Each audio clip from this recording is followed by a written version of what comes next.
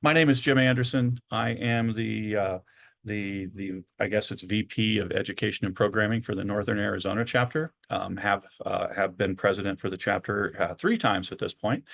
So Cody, you know what's in your future. We got a great session coming up today, and I do have Cody Honani from the Hopi Foundation, who is our VP of Communications for the Northern Arizona chapter. And before we hand things off to Josh, and we don't want to take a ton of time because Josh always has so much content. We want to give him as much time as possible. But Cody, I had asked you to join us so that you could encourage people to come to the AFP Global Conference in Toronto. Is there something you could share? Yeah, so the AFP ICON Conference this year is going to be from April 7th to the 9th. There are a couple of deep dive sessions beforehand. I believe on the 5th and the 6th, there are 2 deep dive sessions. You can find that out on the afpicon.com. There's over 3,000 professionals that are going to be attending. Last year, I think there was over 3,600, myself included, in New Orleans. And there's a couple of keynote speakers that will be at the conference. One is Nicole Hannah-Jones, author of the 1619 Project, a book about slavery and how America was founded on the backs of slavery. And also Phyllis Webstad. She is the founder of Orange Shirt Day, which is a national day in Canada. So it's good, I believe, for the victims of the residential schools who never made it home. So yeah, some pretty important keynote speakers there. That's excellent. Cody, thank you so much. And thank you for agreeing to take over communications for AFP Northern Arizona. That's going to help us a lot this year. Really do appreciate it. And in addition to the global conference ICON that's coming up, and again, if you want to know more information, it's as simple as Googling AFP ICON, ICON. It'll pop up and you'll be able to find all the details. But we've got a pretty major conference coming up right here in our own backyard, because 2024 is the year that AFP Southern Arizona will be hosting the Arizona Statewide Conference, and we have co-chair Ethan Cox with us today. Ethan is a past president of that chapter as well, if I am remembering my math correctly. Ethan, can you tell us a little bit about what people can experience in July if they can't make it to Toronto? Yeah, absolutely. Thank you so much, Jim. So glad to have a minute to talk about Statewide Conference. As Jim mentioned, this is being hosted by the Southern Arizona chapter this year. Our dates are July 17th through the 19th of this summer. We will be out at Casino del Sol again. I know it's been a long time since we last hosted. I think it was 2017, but same venue as last time.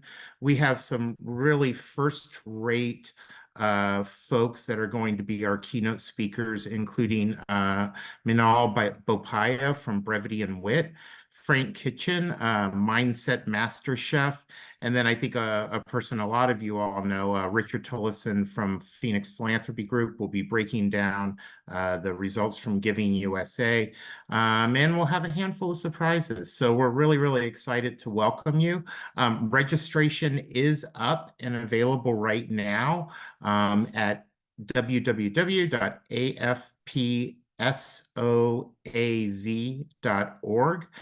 We hope that you will register. And we also want to do a shout out to our title sponsors this year, Alexander Carrillo Consulting.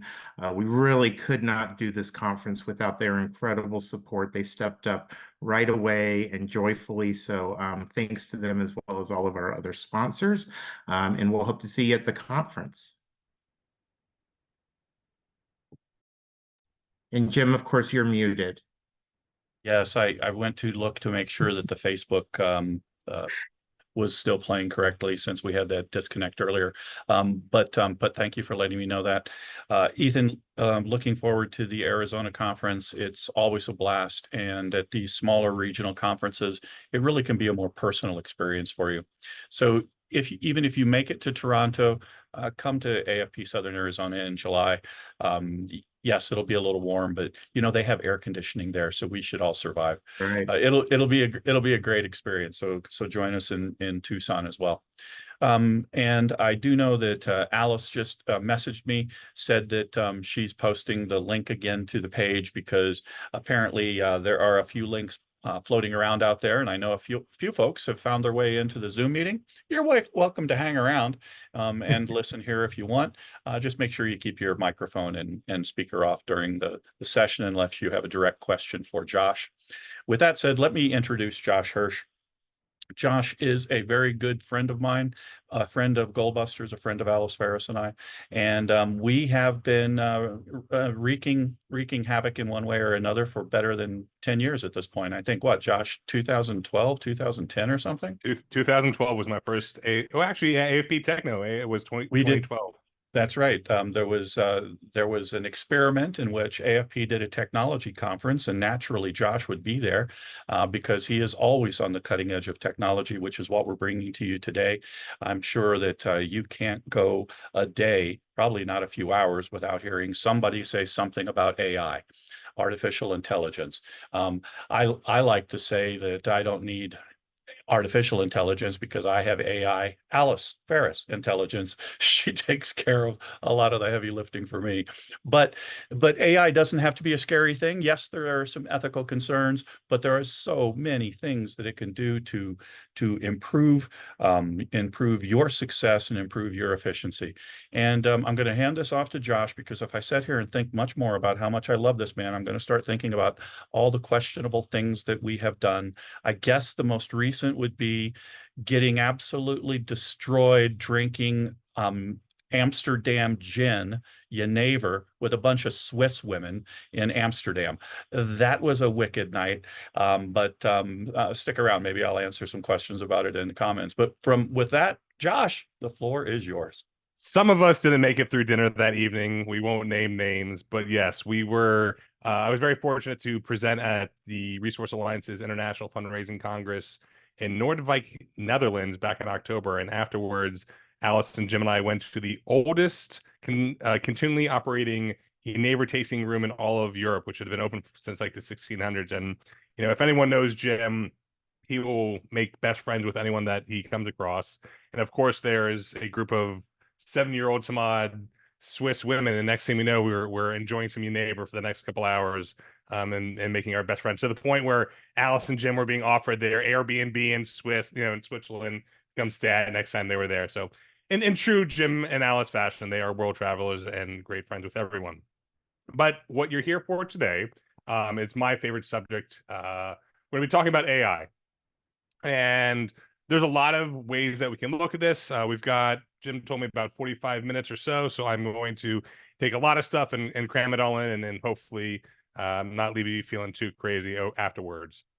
So a little bit about myself. I'm Josh Hirsch. I'm the Senior Strategist for Sukup Strategic Solutions. We are a nonprofit consulting firm based in Naples, Florida. I have been fortunate enough to come and present at the AFP Arizona conference a few times when it's been hosted up in northern Arizona, up in Prescott, and I think we've been in Flagstaff. I've been a few places. Oh yeah, we were at Twin Arrows Casino once. That was a great one. That was a wonderful conference.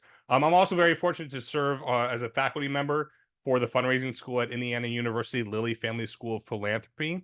I've helped develop the curriculum for the courses we teach on artificial intelligence, as well as the refreshing and updating the curriculum for our digital fundraising courses. So I've been I like to say, retired director of development, director of marketing. I was in the field for 15 plus years, focusing on educational philanthropy for public charter schools for a better part of 5+ years. I also spent 4 years at Susan G. Komen National Breast Cancer Foundation, running their social media.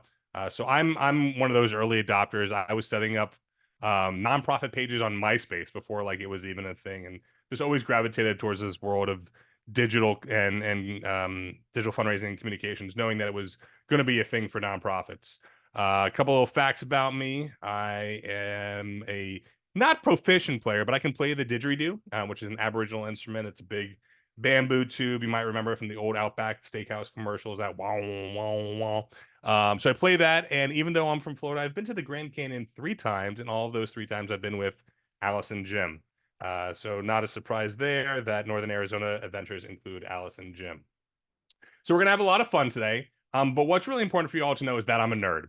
And I'm really proud of this nerdiness. I've embraced it. And as with all nerds, what we do, we've got a diagram, right? So I got a Venn diagram to break this down.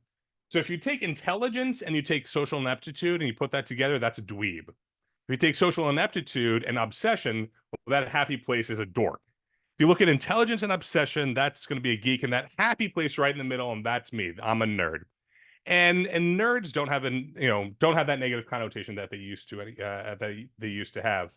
For me, being a nerd is about being passionate about something, about waking up every day, loving what I'm doing, going to my job, not having it feel like it's a paycheck, but actually loving the opportunities that I have to make a greater impact for the nonprofits that we work with at Sukup Strategic Solutions.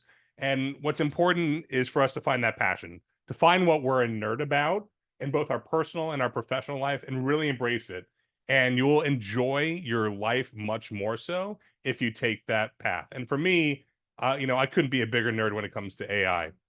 So I fell down this AI generative rabbit hole, I guess, couple years ago. I love art. I love creating art, but I can't draw for anything. But using generative AI tools, I'm able to take those visions in my head and create incredible imagery. And you'll see some of that later throughout this presentation. But at the same respect, like this world of like this thing called ChatGPT started coming on the scene, and many of you think like, oh, AI is this new thing. Well, it's really not that new. If you think back to the old days of like the early 90s when we had Microsoft Office and that little assistant, our friend Clippy, that's AI before we even really knew what it was. But within our daily lives, we're interacting with Hulu and Netflix, which are using an algorithm to give us recommended viewing tips, or if we're using Grammarly as an extension in our web browser to help with our writing, or we're sitting there typing in Gmail and all of a sudden it wants to pre-populate our email. Like all that is AI. So where we are today using ChatGPT, and I keep referring to ChatGPT because it's almost that Tylenol, that Xerox, that that Kleenex brand leading name within this growing field. You have a multitude of other companies and other GPTs, the actual tool that you're working with on an LLM, a large language model, which is that trillions of data points that it's scraped, and now that algorithm is sitting there analyzing and trying to complete patterns for you as it's going through the pattern generation to determine what you're looking for from your output. I know it's a lot of heady, nerdy stuff, but it's amazing what we can do. And when I meet people and we start talking about it, and I say to them, what are those pain points that you have? And I hate that phrase, but it's like, what are those opportunities for a solution that you're trying to find? And how can we use AI to reverse engineer that? That's at the point where we are today. AI is more than a need or a want. It's becoming a must-have for nonprofits and all verticals, for-profit and nonprofit sector. But it can provide so many opportunities. You just need to find what do you want to help? What do you want to create? What solution are you trying to find? And that's where this comes into play. But before we jump in further, I want to do a little interactive example here. So we're going to go over, and you can take out your phones, and you can either scan that QR code, which will take you right here, or you can go on your website to slido.com and enter in code 3171253. And what we're going to be doing is creating a live word cloud. So what I want you to do is answer the question, when you think of artificial intelligence, what words come to mind? And I know we're on a slight delay because on Facebook, I see people now joining in, so that's great. I'm going to play along here too. All right, so if you're going to answer, streamline. So what you're going to start to notice as people respond and we have the same answer, those words are going to become more prominent. So thank you for everyone who's answering, and feel free to respond with more than one response. So efficiency obviously is jumping out 100%. Using AI has the potential to make you much more efficient. I see someone wrote confusing, and if you want to share within the chat on Facebook, if you're watching there, why you think it's confusing. I'd love to hear that feedback, and that's something that we can go back after the recording to dive in some more. It's not scary robots. So like, I'm going to push back on that. It can be overwhelming, but I don't think scary. It's scary in the sense that it's not like run away and hide, but overwhelming in the sense of like, you don't even know where to begin. There's so much potential as a helpful tool. We see helpful is answered in here. I like that response of Skynet and Terminator. We're really not at where it's sentient yet, I say. But there is a way through prompt engineering, through that, that secret sauce of talking to the computer to have it think and question itself. So yes, it can be overwhelming, but my goal is by the time we're done with this for you to not see it as scary, but see it as an incredible tool and the potential that's going to streamline your work. It's going to be a time-saving tool. It's time saver. I see that on there. Ontological break. Interesting. So inauthentic. I like that someone said that. So inauthenticity, if you sat there and just went straight to ChatGPT and did no training whatsoever and said, create an appeal letter for my organization, and my organization is a no-kill animal pet shelter in Houston, Texas, it would create a letter, but it would not feel authentic to who you are. It would not be your brand voice. It would not be true to your organization. That's where training comes into play, and really working with the tool itself to understand the brand persona you want it to take on. So thank you for sharing that. But there are ways for it to make it feel much more authentic to who you are, taking on your brand voice. Caveat: we are never going to directly copy and paste from a tool like ChatGPT and use that as our final output. We're always going to want to edit it. We're always checking for the efficacy and validity of content, because it has a way of creating things that don't exist. You may have heard of something called an AI hallucination. Well, what it is, it's trying to make you happy. It wants a way to think that, all right, I think they want to hear this, so I'm going to say that. And that's not always the case. We really want to make sure we're true to our constituents, that we're painting a real picture, that the content that we're generating, whether we're editing something that we've already written or creating something from new, is authentic to who we are. Let's see, we see flexible. I see awful. Ooh, awful. You're not my friend, because I think it is awesome, not awful. It's an incredible tool that's going to allow you, like I said, to be more streamlined, to have that efficiency, and be a time saving. So thanks everyone for answering that. I got one more other poll real quick. So I'm curious. And let's see if I can reset those results. You know what? I can't. So we'll go back to that. All right, not a big deal. So let's go back to our presentation. So thank you for participating there. And let's jump right in. So the learning objectives for today, we're going to identify those opportunities for AI to enhance your operations and engagement. And there's a lot of ways we can do that. A great tool that we use, and actually on this call right now on Zoom, is a tool called Fireflies, which is an AI note taker. So you have a way to capture everything that's happening using this AI tool available to you. And in a matter of minutes, when it's done, it's going to provide a transcript, a summary, action items. It's going to show sentiment. It's going to show who dominated the conversation from a percentage perspective. It shows you words per minute. And that's just like for capturing a meeting. So my thoughts is like, all right, how can we use this technology to make us more efficient with our organization? So we do a lot of strategic planning. So what we'll do is we'll bring, and we created a fictitious employee using this AI tool, Fireflies. So her name is Sophia Reynolds. Sophia will come to a meeting. It could be Google Meet, Microsoft Teams, Zoom, and she'll go into that stakeholder interview that we'll conduct. So she captures that whole stakeholder interview. And once you're done doing, let's say 10, 15, 20 different stakeholder interviews, you bring all that data, because we can now export that transcript from Fireflies, bring it into a tool like ChatGPT and say, okay, and obviously we've trained it on who we are and starting to understand our brand persona. And we say, identify insights and trends amongst these key stakeholder interviews. It goes through its analysis. It pumps out this really great report of, I say, okay, this is, clear communication is important. We want transparency. We want financial responsibility from our board.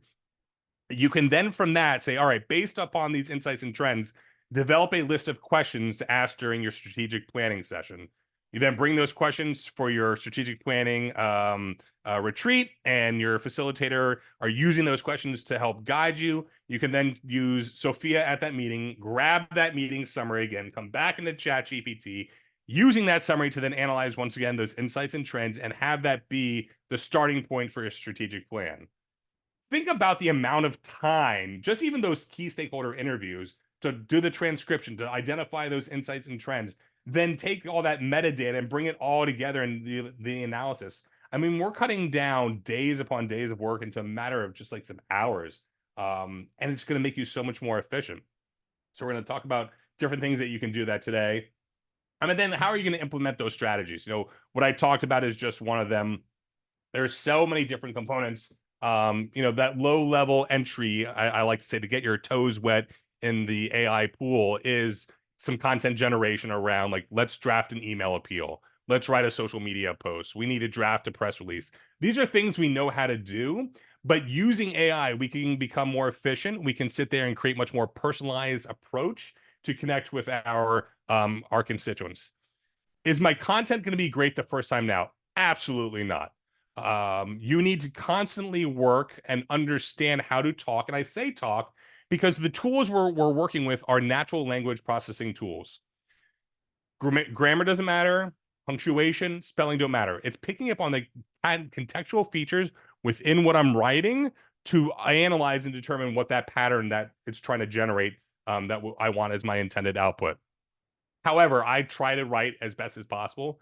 Another thing to keep in mind is I will praise the tool when it's doing something right, and I will admonish it when it's doing something wrong, because I need it to understand that it's doing a good job. It's giving me the output that I'm desiring, or at the same time, like, I'll even gaslight it. And you're going to see a little bit of that later, how we can like really push the buttons if we're not getting our intended output. And lastly, we're going to look at some marketing communication strategies. As I said, I think this is that really great entryway. You know, as we start to develop your skills a little more, we can then look at how you can do some data analysis. I don't think we're gonna have time for that today. So Jim, you're gonna have to bring me back for another session when we can really dive into that, because that's like the super nerdy stuff. It's where we're not just taking spaghetti and throwing it at the wall and see what sticks, but using our content strategy. So like, let me give you an example. You have the last 5 years of your subject lines, and we're tracking our KPIs, our key performance indicators of open rate, click-through rate, what kind of conversion rate we're getting, if it's in, you know, what's the ROI for actually having people click and donate if it's a an appeal email. So you take that 5 years worth of data, which if you're using something like Constant Contact or MailChimp, you're very easily can create that export. So you bring that raw data into ChatGPT, and I'm talking about the free version of ChatGPT, that 3.5 model that everyone has access to. And you say, okay, based upon this data set below, create a table that has a subject line that is optimized for open rate, click-through rate, and conversion rate for my upcoming campaign. And obviously, once again, you've trained it on who you are as an organization. You've explained your upcoming campaign. And not only is it going to sit there in a matter of seconds, you know, generate these subject lines for you, but those subject lines are trained and analyzed based upon the data that you're providing it. This is like crazy wild stuff that is going to make you a better fundraiser. It's going to make you a better nonprofit professional. And you don't need to know how to code, because we're just having a conversation. And that's what I love about it, is that I can sit there and like, I want to solve this problem today for my organization or this client that I'm working with. How can we do that using AI? And that's where we're at right now. And we're going to show you at the end, 98% of the stuff we're going to do today is going to be within ChatGPT 3.5, but I do want to spend a few minutes in that 4.0 model, showing you the power of custom GPTs and custom brand personas. How are we doing on time, Jim? We're doing great, Josh. I would just give you a quick endorsement as well that GoalBusters, Alice Ferris and I and our team have been using Fireflies for over a year now, and it has saved us so much money, because we don't have to have, you know, extra people in a meeting to take notes, because I've got one of my hands is kind of messed up and I can't really type very well. And it allows Alice to have, when she puts together analysis of an interview that we might have done for a capital campaign or something like that, it generates the action points for us, the as you said, the sentiment analysis, all these type of things. It's a great tool. And to your point about inviting you back for a second session, yes, but I know that that there's a lot of other organizations, AFP chapters and others that also have you on that list of, oh my gosh, we need him back. So I'm going to let you keep going. And again, Josh, you can go as long as you want. If we wanted to keep it to 45 minutes, you could probably go about another 30. Okay, perfect. So I got 30-ish minutes. My goal is to get through the content in about 15 minutes, and then we'll leave about 15 minutes at the end to do actual hands-on live real-time demo within ChatGPT. So I'll watch the clock as such.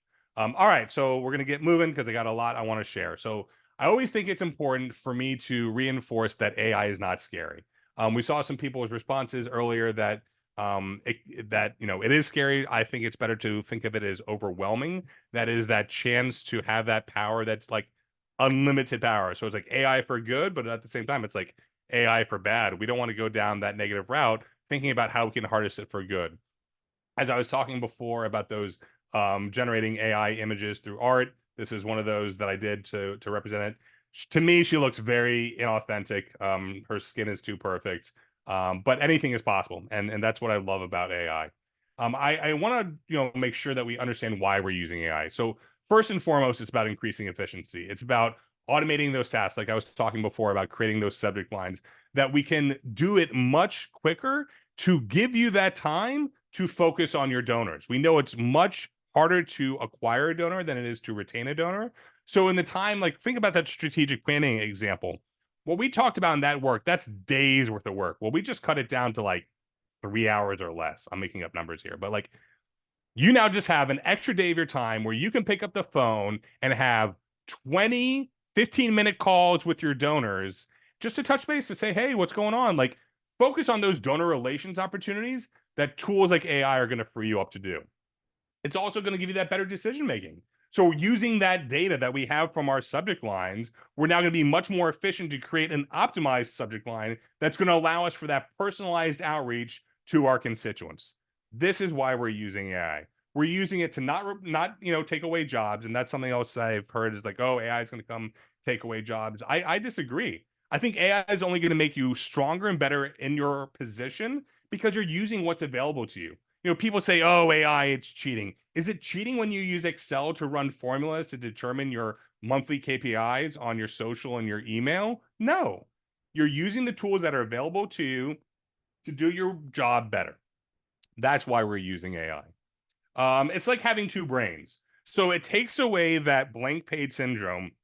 We all know how to write an email appeal. We all know how to draft a social post or a direct mail piece, but it's like having I said before, having a very highly skilled unpaid intern that allows you to do your job better. So it's having that second brain available to you. Think about, I like to look at it as we're really leveling the playing field now. You could be a small nonprofit organization with, a budget under $100,000. It's a staff of like 1.5 because you've got a part-time bookkeeper. But you're able to now have a director of marketing, a director of finance. You could have a major gift officer. You can have a data science analyst. You could have, HR. You've now taken the ability to scale and do so much more when it's just you. And that's what's great is that we're going to be better fundraisers. We're going to be better nonprofit professionals because we now have that second brain available to us. So a couple terms, I'm going to go through this quickly. So inputs is literally what you're typing into the computer. Outputs is what you're getting back out. And what's really clear to remember is GIGO, garbage in, garbage out. We want to make sure that the content that we're receiving is as clear defined as possible. And that comes to us with a clear defined input for our clear defined output. The science of this all is prompt engineering. That's really what this, the art and science of talking to the computer to get your desired output. OpenAI is Cyberdyne. They're the ones that are going to rule the world. When robots come and take over, it's going to be because of OpenAI. They are the makers of ChatGPT, and like I said, there's many great GPTs out there. We've got Microsoft Copilot. Unfortunately, it's really inaccessible because you have to have the enterprise account as well as the per user license is not cheap. You've got Google Gemini, which used to be Google Bard, which is another great one. Claude by Anthropomorphic is another one that was an offshoot of OpenAI, which is good for longer form creative writing. You've got Perplexity, which is nice because it gives us citations at the end. These like I just named 4 or 5 of like the multitude of different GPTs, those actual tools that you're going to use for this process. You heard me refer to the term before, training. That's actually working with the model and giving it information based upon your desired output. So if we are and we'll use an example later, but like, let's say that you're the Lowell Observatory, because I'm guessing we might have some friends from the Lowell Observatory on here today, and they're a great organization. If you ever a chance to get up there to Flagstaff, Arizona, go check out one of their evening activities. It was phenomenal. So we're going to train it on the Lowell Observatory's past press releases, their appeal letters, having to take on that brand persona for the Lowell Observatory. And lastly, it's that large language model. That's that data set of those trillions of data points that it's being taught upon when we're using that algorithm, using that science of prompt engineering to give us those desired outputs. I always think it's important to talk about ethics when we're looking at fundraising, specifically because it's like we don't want to have any gray areas. And that's the key of having an AI usage policy, and we'll talk about that in a few minutes. We need to have that AI usage policy so we have those guardrails in place. Because there is a lot of like gray area and understanding, well, what's good, what doesn't work. Your own personal ethics might differ from your organizational ethics when it comes to using AI. So first we have to think about how is AI being put into the system. I always recommend checking the terms of service with whatever tools you're using, because we want to be very respectful of our donors' data and their privacy. So I would never put an individual's first name, last name, address into a tool like ChatGPT. I would say Jim Anderson is record ID 473, and I might then do some further analysis because have great clean data, and I'm tracking that Jim is a dog lover and he adopted Sparky 3 years ago, and Sparky's a golden retriever, and Sparky's birthday is this. So now I've got this great donor profile as Jim as an adopter of our pet shelter, and Jim's a monthly donor and he's attended our annual gala. So now I'm able to sit there and create that specific donor profile of Jim using that data, but once again, respecting his privacy by not using his actual address and his name. Inherently, there is bias within AI outputs because of those trillions of data points that it's taught upon. So from like a perspective, if you ask an AI art generator, create an image of a university professor, 9 times out of 10, it's going to be an old white male with a tweed jacket and elbow patches, because that's the bias of what these data points are taught upon. So it's very important as you're doing your outputs to identify and look for these biases when you're working with your outputs. As I said, we must be checking for that accuracy and appropriateness. The efficacy and validity of our content is what we rely upon, and we want to make sure that we don't erode the trust of our constituents. So there's a lot of benefits and consequences of AI. Some things I want you to think about, it is time saving. It's going to make you more efficient. But at the same time, we heard people talk about inauthentic, that it's scary, that it can be overwhelming. These are all true. But if we work with these tools effectively, it's going to be better for you in the long run. A couple more tips. It's really important to have a data usage policy. Within your organization, you need to have a gift acceptance policy, because the last thing you want is to be said from a donor, hey, here's a $250,000 thoroughbred racehorse. It's yours. You got to now feed it, train it, house it. And if you have a good, clear gift acceptance policy, you would have those guardrails to say, you know what, thank you, but no thank you. We're not taking your $250,000 racehorse. You need to have a social media usage policy. Your employees are your brand ambassadors out there for you on the interwebs, and you want to make sure that they are representing you properly. Then we have a data usage policy, and we must have a AI usage policy. I'm going to show in a few minutes how we can create one of those. And when Jim sends out this recording, I believe he's going to send out the recording. We'll also drop the link into the Facebook event as well, so it can live there too. Because that's if you are stepping into this arena of using AI, you must have an AI usage policy. You need to have those guardrails for which you can live within.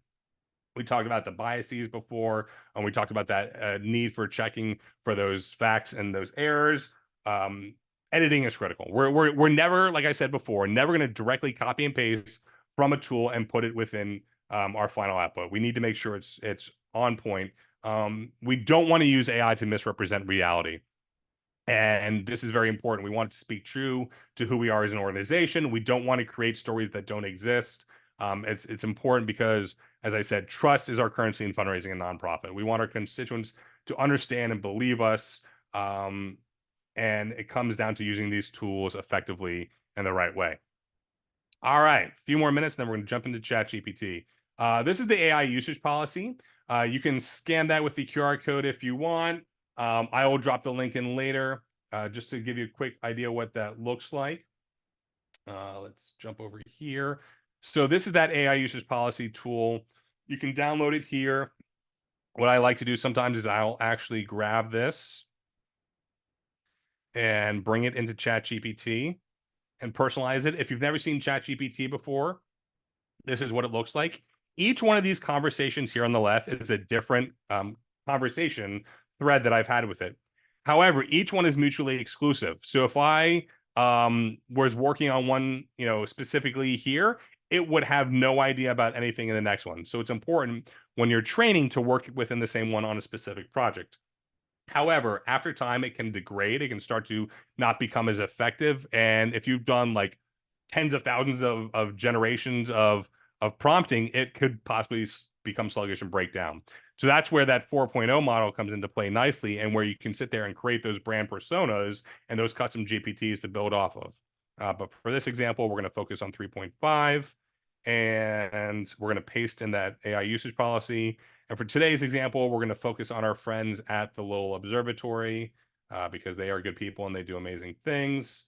So we're going to focus on a little bit of that training, what I talked about before. So we're going to bring up the Lowell Observatory and grab this here. So I say, we are creating an AI usage policy for the Lowell Observatory. And I'll drop that URL there. It's important to keep in mind that 3.5, the free model, does not have access to the internet real time. Its data set was cut off, I believe the last time was April 2022. And the difference is 4.0 has access to real time to the internet. I do like to, even though we're in 3.5, to put that URL there so it has reference to the organization I'm talking about. So we're going to come on here and we are going to find, let's see, let's go to About Lowell. That's what I'm looking for. I always like to grab from the About section because it gives a good background on who they are. So let's grab this here and we'll drop this in. Below is background information on the Lowell Observatory. We'll drop that there. Let's see what else we got.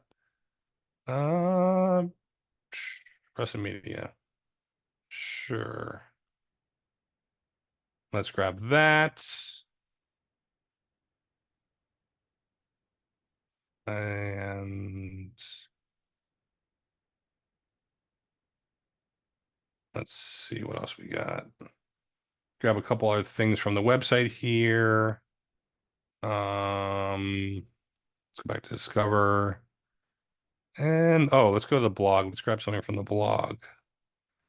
Let's just grab that. And we're going to come back to the Discover page. And we'll grab that. All right, this is more a podcast, so that's not going to work for this purpose. But we'll grab this. Let's grab this. And we're going to drop one more piece of content in here that we're training it on. So all this is important because it's giving us that frame of reference for who we're working with. And drop it right here. All right, so we're creating an AI usage policy for the Lowell Observatory. Below is background information on the Lowell Observatory. Below that is a template for an AI usage policy. Based on the information below, draft an AI usage policy for the Lowell Observatory. What I love is every time I hit enter, I don't know what's going to come out. So here we go. So now it's creating a personalized at Lowell Observatory, recognize the transformative potential of artificial intelligence tools. So this is a specific AI usage policy. Once again, this is not the final draft I would use. I would do further editing, I would make sure that all those specifics in there, especially around data privacy, are included. Then obviously you want to have your legal counsel review it. But that is how I would sit there and create an AI usage policy that's customized for my organization. All right, rocking along. We might be going over those next 15 minutes, Jim. I'm sorry. All right, prompt engineering. This is the secret sauce of it all. This is where the magic really happens. This is where you can be that mad scientist and create whatever you want. Josh, so this is my quickly. You Yes. drive the clock. The clock does not drive you. Take what you need. You got it, sir. All right, so this is my workflow. This is prompt generation. This is how I think when I'm working in AI. So first I choose that prompt. Once again, I take in that, opportunities for solution I want to identify. I'm going to reverse engineer it and say, okay, I need to create a strategic plan for the next 3 to 5 years for Lowell Observatory. So that's my initial prompt. I'm going to sit there and draft my input. That's my compose a message, and then I'm going to hit enter. That message gets sent. I'm going to receive my response. That's the output. 9 times out of 10, I'm not going to go down that yes path. It's not going to be what I'm looking for. I'm going to need to do continued iterations to get to my desired output. There'll be times where I could be working on an appeal letter going 5, 6, 7 layers deep with my generations till it really gets what I'm liking. So within ChatGPT, and this is specific just to ChatGPT, you have the ability to train it further and have presets. Now, it's either all or nothing. So you either have this clicked for enable for new chats, or it's, you have to turn it on each time. I personally always leave that on. That's why I don't focus on this area. This is more like the background on who you are. I focus more on what is my desired output and those additional guardrails I put in place. You have 1,500 characters to work with, and this is what I've put in there. It's about 1,200 characters or so. So these are really helpful. And I noticed after I started doing this, my output got incredibly better. So things like be highly organized, provide detailed explanations. I'm comfortable with lots of detail. Value good arguments over authorities. The source is irrelevant. No moral lectures. So I don't want to get into an argument with ChatGPT. Discuss safety only when it's crucial and obvious. I like citing the sources, include those URLs, put them at the end of the response so it's not in line with it. I don't need to know that it's an AI. And then if the quality of your responses has been substantially reduced due to my custom instructions, please explain the issue. I want it to be a friend. I want it to be a partner in this. And having these guardrails additionally in place, it's going to give you a much better outputs. So you'll see that I see treat me as an expert in all subject matter.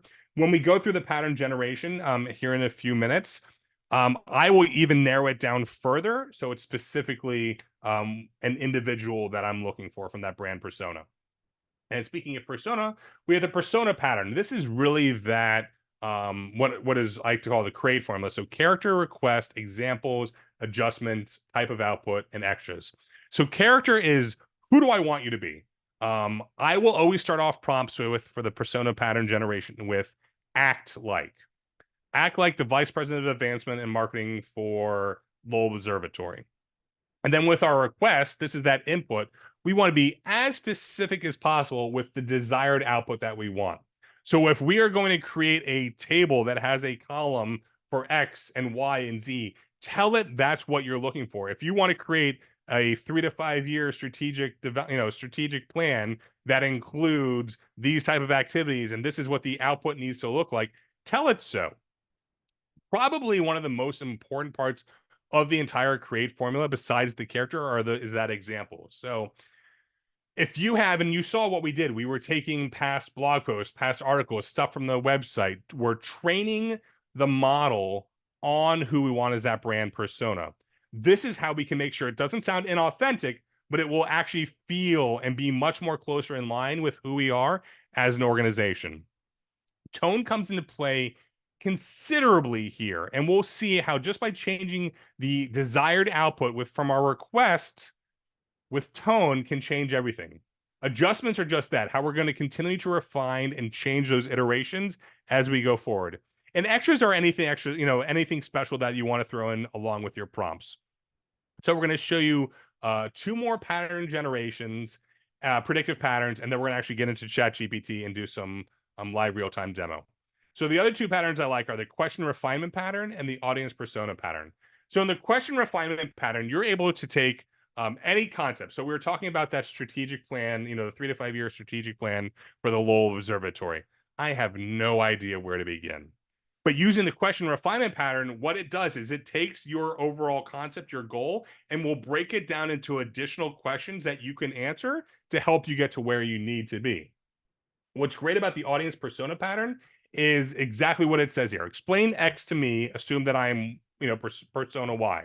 So you're working with the Lowell Observatory. You've got a major donor who's contributed, $2.4 million over their lifetime of giving. And it's time for them to start thinking about a giving vehicle like through a DAF. And while this donor is astute, they've never heard of DAFs. If you don't know what a DAF is, that's a donor advised fund. I heard someone explain it almost as like a checking account for a donor through a community foundation, which is an interesting description. So you're able to use the audience persona pattern to do just that. At the same time, too, think about your donors. So you know what your monthly donor looks like. You've created a donor persona. You could use the audience persona pattern to create content based around other specific personas. So creating those lookalike personas to generate the intended outcomes that you want. All right, I knew I threw a lot at you, but now we're going to take a little bit of time, get into ChatGPT itself, and create some awesome content. So what I'm going to do is we're going to start a new thread, but first I want to grab all the stuff about, all right, here we go. So we're going to grab all this content about Lowell, and we're going to start a new chat. So we're going to do two things in this initial prompt. And my initial prompt is always setting the scene. So we're going to do the persona pattern generation, and we're going to do some background training. So act like the vice president of advancement in communications for Lowell Observatory. You are a 30-year veteran of the nonprofit sector, having raised more than $100 million in your career. You are a subject matter expert in fund development, marketing, and communications, and data analysis. You are well respected by your peers, having published multiple journal articles in professional industry publications, and present at conferences annually. All right, and then we're going to drop all the background information. Below is some additional background information on Lowell Observatory. All right, and we're going to take this part out here. Oops. Just delete this. All right. So I'm going to hit enter. I don't care what this output is going to be. A lot of times it's an introductory letter. It's addressing who they are. This is purely setting the stage. So as the Vice President of Advancement and Communications for Lowell, I'm committed to furthering our mission of connecting people to the universe through education, exploration, and discovery. At Lowell Observatory, we take pride in our rich history and our dedication to advancing the study of astronomy. Talks about its mission statement. All right, our team of scientists and educators are leaders in the field. So we now have set the stage knowing that everything moving forward is going to be from the perspective of Lowell Observatory. I know they have a big campaign going on right now. Jim, can you remind me what that big campaign is going on right now for? What's it called? Sure. Let me turn the camera back on here. So the Lowell Observatory's development team, their fundraising team, have successfully raised $53.6 million for the Astronomy Discovery Center. So if you wanted to look up the ADC, or Astronomy Discovery Center. Perfect. While that project is done for the capital campaign, they are now in the midst of an endowment campaign. And I cannot remember the total number. In my head, I'm thinking it's about a $6 or $7 million campaign, but I could be misremembering that. So okay. The ADC is going to open in November of this year in Flagstaff, Arizona. and take some time to visit the site, look at some of the videos that they've created, or the live construction cam may still be going on. It's going to be a state-of-the-art facility, one of the highest quality in the world when this opens in November 24. Awesome. So let's pretend they haven't raised any money for this campaign yet, but they're getting ready to launch it. It is a $250 million campaign to build the Marley Foundation. And we already have our naming, our lead gift. So let's say we've already raised 25 million of our 250 million. I don't know what the naming level was. So we're going to use this as an example. I'm going to grab this and bring this in. We're going to drop that there. Let's see if there's any other good information we want to bring in. Let's do this. Oh, no, I'm not going to be able to grab that. That's all interactive. Good website. I like it. Wonder if I click this, it's going to go take me straight to a donation page. Yeah, it looks like it will. Okay. All right, let's do this. No, we're not going to do that. All right, let's just jump right in. So what we're trying to do is secure a grant for the Marley Foundation Astronomy Discovery Center at Lowell Observatory. This, as we heard from Jim, is going to be a state-of-the-art center. It's, for our purposes, a $250 million campaign. We just received a $10 million grant from the Marley Foundation. And we need to draft a press release announcing this because we're ready to go to our public phase. So we are getting ready to launch the public phase of our Astronomy Discovery Center. We have, let's see, it is a $250 million campaign with the lead gift from the Marley Foundation. This gift is a $25 million gift paid over the next 5 years. However, if we raise all 250 million in the next 6 months, they will double their gift to 50 million. It's part of the public phase. We need to create a press release to start. Draft a press release and include a quote from the executive director. Let's see what we got. Lowell Observatory launches public phase of $250 million campaign for Marley Foundation Astronomy Discovery Center. Lowell Observatory is thrilled to announce the commencement of the public phase of its ambitious $250 million campaign to establish the Marley Foundation Astronomy Discovery Center. This transformative initiative aims to create the state-of-the-art facility where visitors can immerse themselves in the wonders of the universe and engage in hands-on learning experiences about astronomy. The Marley Foundation has generously provided a lead gift of $25 million payable over the next 5 years to kickstart this groundbreaking project.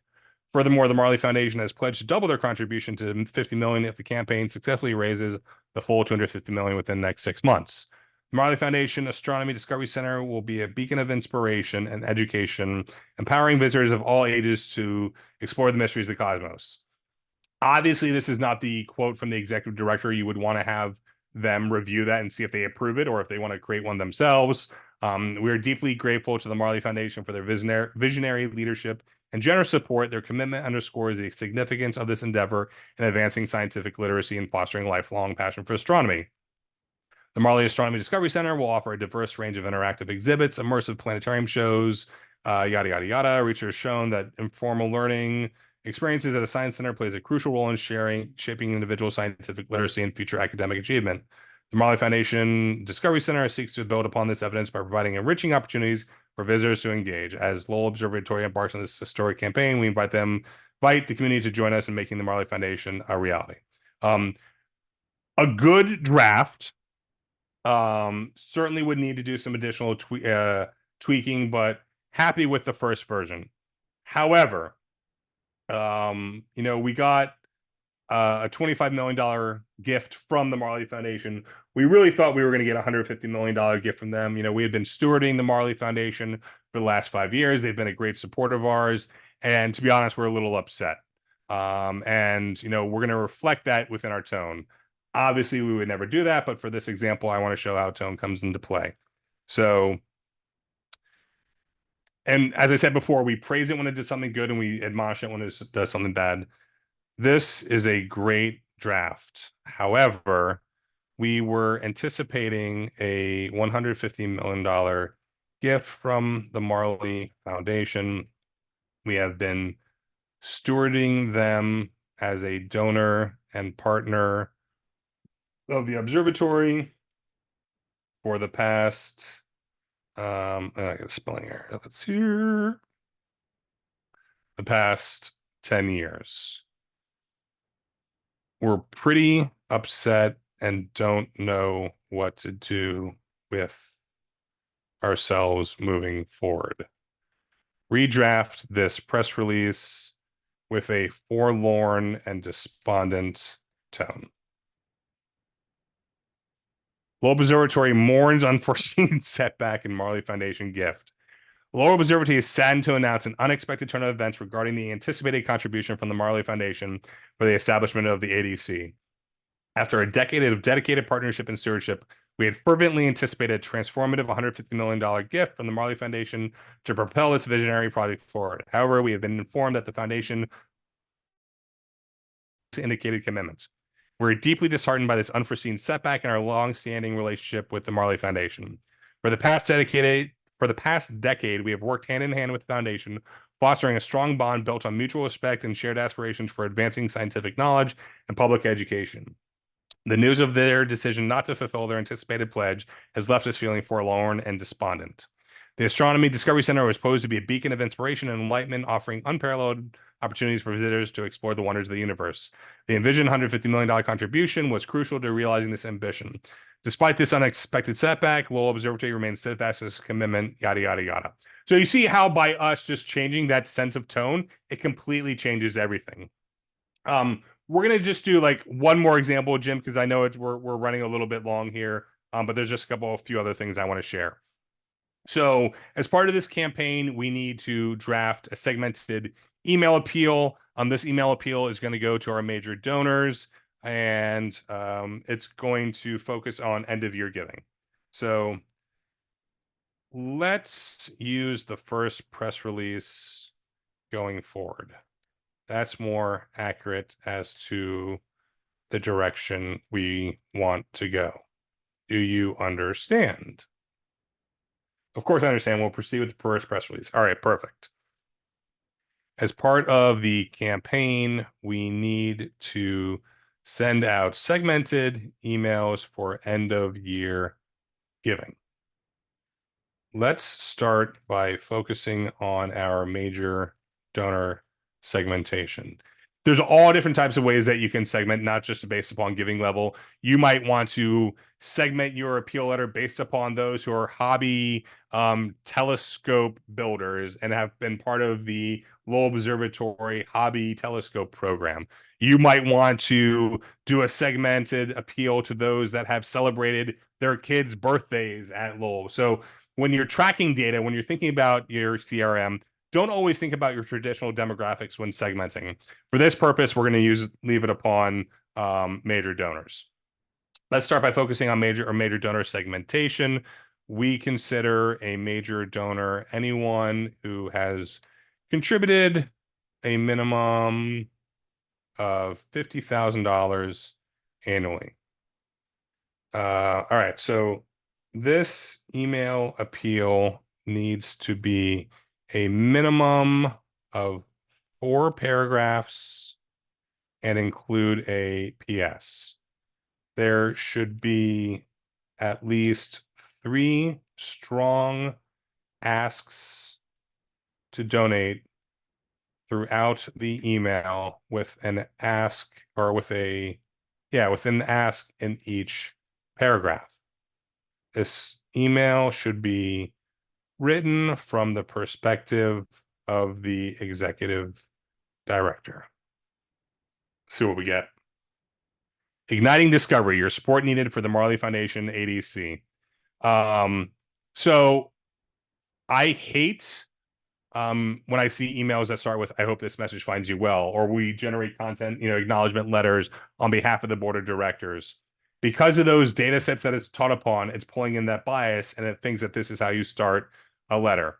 I do like the filled with the same sense of wonder and curiosity that drives our pursuit of discovery here at local Lowell Observatory.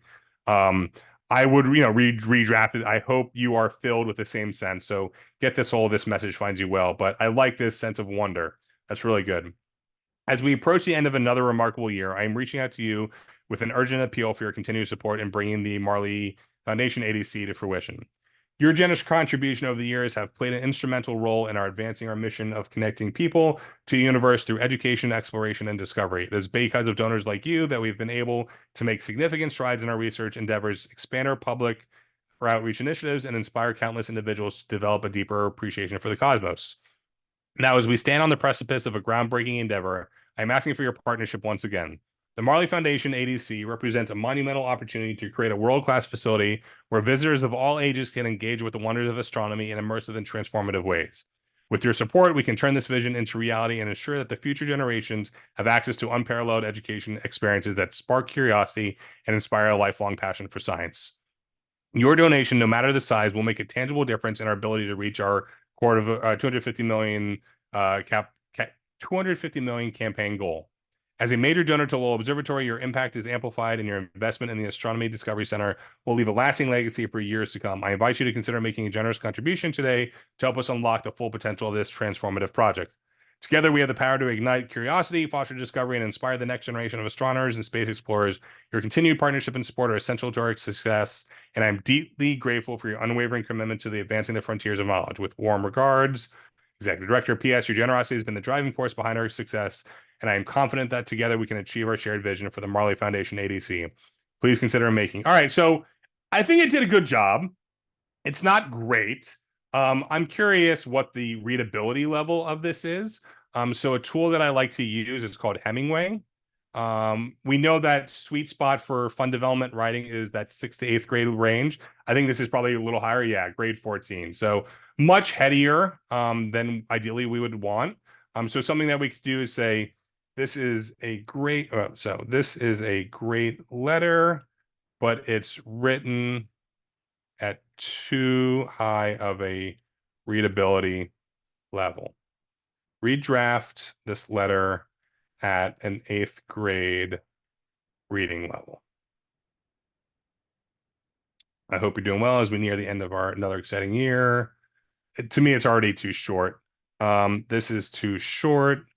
Redraft it, but still focus on the impact the gifts will make on the Astronomy Discovery Center and its visitors. All right, let's see what this comes in at. Pop it back into Hemingway. All right, grade 9. So it's a little higher. We see we have 5 of 22 very hard, 3 that are hard. We're good at like our passive voice. We're good at our adverbs.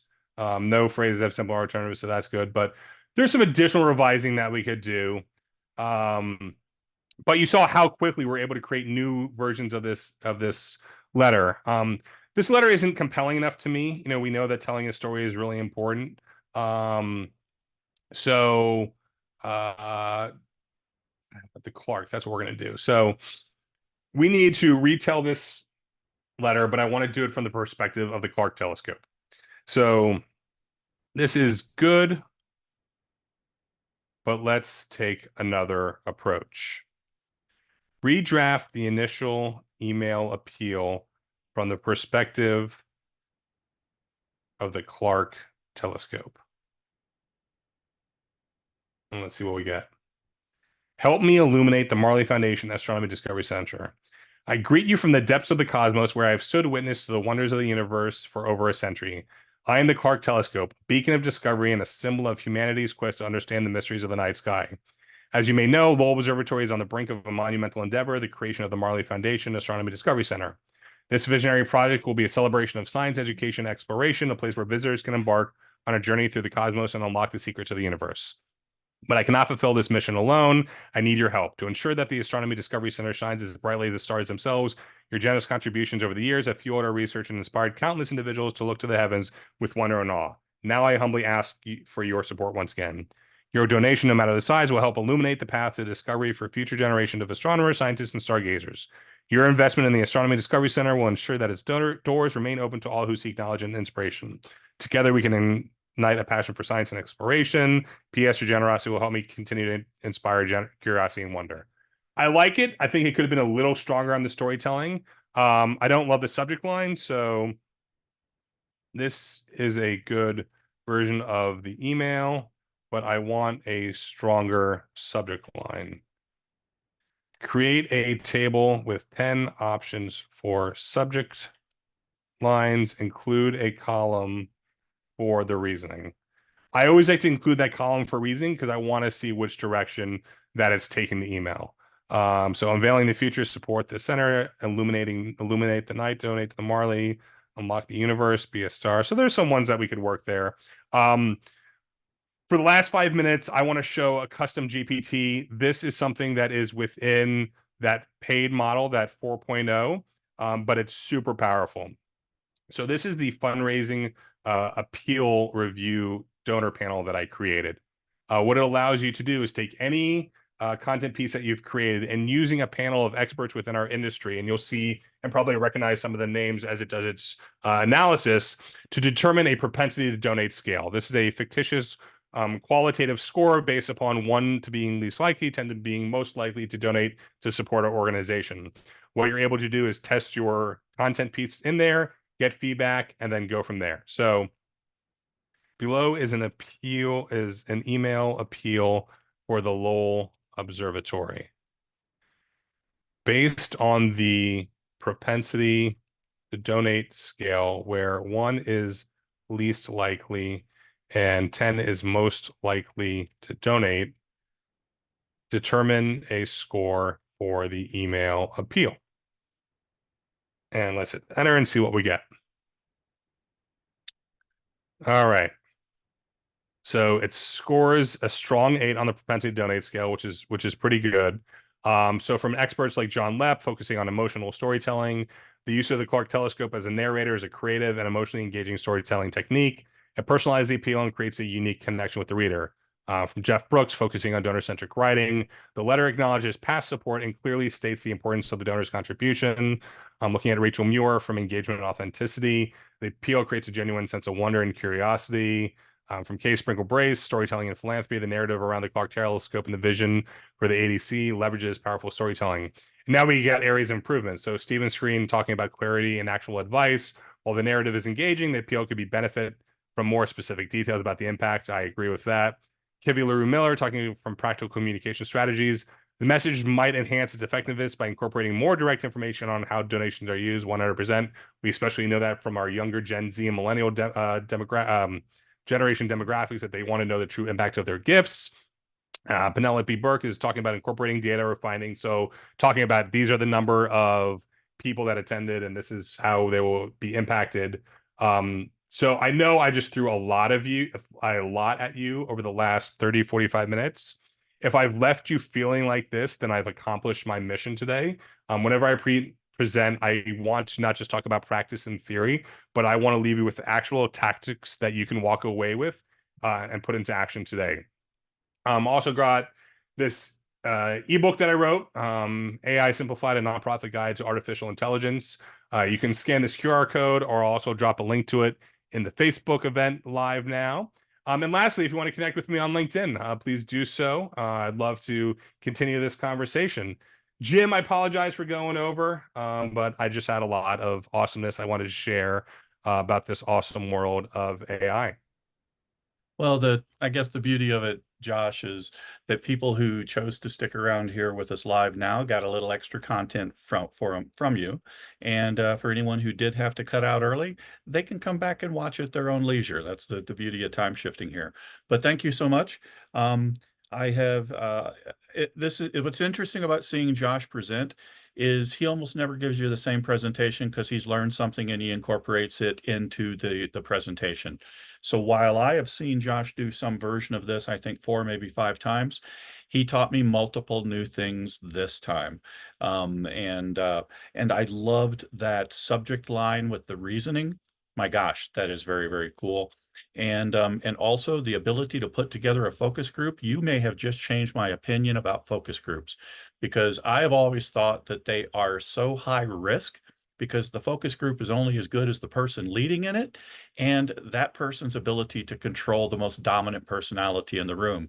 You just created an example of how to put industry experts together that you trust their opinions, and you did that for, I guess, if I know some of these folks and what their rates are likely to be, you probably saved us about $15,000, $20,000 for a couple hours work by these folks. All about efficiency, Jim. We're all about efficiency. But anyway, Josh, thank you so much for taking time to share with us today. And for those of you who have watched, thank you to our friends down at AFP Greater Arizona, in and around the Phoenix area, and our friends in Tucson, AFP Southern Arizona. So grateful that leadership in those 2 chapters has chosen to work with our leadership. Sherry Schaefer is our president this year, and work out a way that we can collaborate and provide educational sessions jointly, so that we can share these between the chapters and again make things a little more efficient using AI. And this time it stands for Arizona Intelligence. Hey, Arizona chapters, thanks for helping out. Well, with that, Josh, anything else you'd like to share before we let folks go? No, it's just my pleasure. I always, appreciate the chance to share and nerd out on my favorite subject, and look forward to joining you again, hopefully in the future. All right, Josh. Well, Alice and I will see you up in Toronto in just a couple of weeks. We should have a lot of fun up there. And everyone else, don't forget to pay attention to your respective AFP chapters websites and social media, so that you are immediately informed as to what events they might have going on. And with that, let's go ahead and wrap this up. And thanks again, Josh. Appreciate it. And we will be posting this. It will stay live on Facebook, and we will post it to the GoalBusters YouTube channel as well, if you'd like to share it with somebody in the future, and we'll share those links on the AFP Northern Arizona Facebook page. Thanks again.